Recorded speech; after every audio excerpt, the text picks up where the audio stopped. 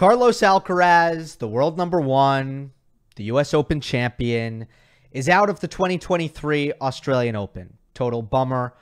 Awful news. Let's talk about it. Alcaraz was practicing. He was fully recovered, apparently, from the abdominal injury that saw him miss the last couple weeks of 2022, including the year-end championships in Turin, when he said he made an unnatural movement and injured his right hamstring. Now, he did not say right hamstring. He said semimembranosus. He said semimembranosus. So he decided to give us all an anatomy lesson, and I Googled it. And in case you're interested, it is the most medial of the three hamstring muscles.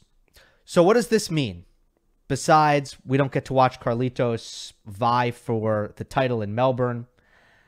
Well, first of all, rankings-wise, number one ranking is now very much out of his hands.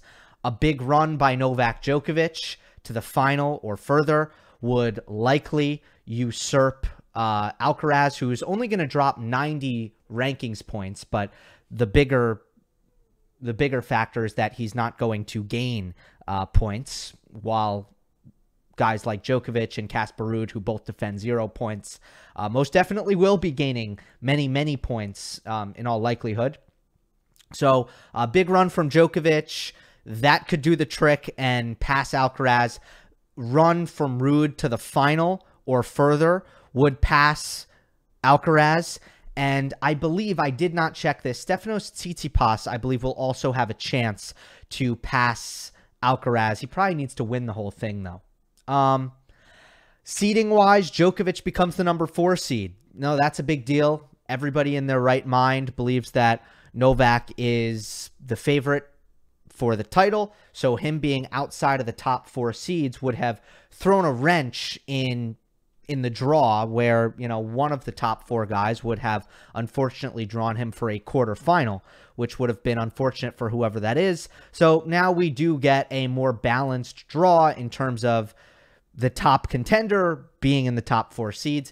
Taylor Fritz is also now the number 8 seed. That is a big deal for him because he is now guaranteed to avoid the top players until the quarterfinals.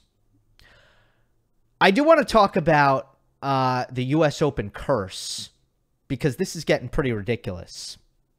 Last year, Daniil Medvedev came very close to breaking the U.S. Open curse. He nearly won the Australian Open after winning his first major in New York. But he loses a heartbreaking final and then has his worst season since 2018, statistically. All right. The year before, Dominic Thiem, we know what happened. He won the U.S. Open. He was never the same after winning. He did not have a great fall of 2021. He did not have a good first half of, or I'm sorry, fall of 2020. He did not have a good first half of 2021. Many people forget this. Many people forget how poor Dominic Thiem was, especially on the clay courts before his catastrophic right wrist injury. So that certainly wasn't good after winning the U.S. Open. Marin Chilich. Chilich wins the U.S. Open in 2014. Australian Open withdraws. Hurt his shoulder. Now, you know, there wasn't any kind of downward spiral for Chilich long term, but another guy wins his first major at the U.S. Open, can't play in Australia. Andy Murray is an exception. Murray was fine. He did lose the Australian Open final to begin 2013 after winning the U.S. Open in 2012. But he was fine. He broke the U.S. Open curse. Juan Martín del Potro, U.S. Open curse. Yeah, no doubt. Wins the U.S. Open in 2009. Loses 4th round at the Australian Open the next year and barely plays another match, doesn't win another match for the remainder of 2010, because after the Australian Open, he went in for his first major wrist surgery. who would have thought at that point that he wouldn't get another? Nobody. Sad. Now, if you go back far enough, you will find Pete Sampras, who as a youngster won the U.S. Open in 1990. Maybe this is the originator of the U.S. Open curse. Won the U.S. Open as a teenager in 1990, withdrew from the Australian Open in 1991 with a shin injury. And it took Pete a little while to kind of get his career going again, but eventually he did, and he had a great career. Maybe that will be the same thing for Alcaraz. Maybe we'll see a similar thing. If you go back before Pete, a lot of players weren't playing the Australian Open after winning the U.S. Open. Arthur Ashe didn't play it. John McEnroe didn't play it. So, yeah, I went through this big history dig, and those guys weren't playing it by choice because the Australian Open at that time wasn't cool, and the cool kids didn't go play it.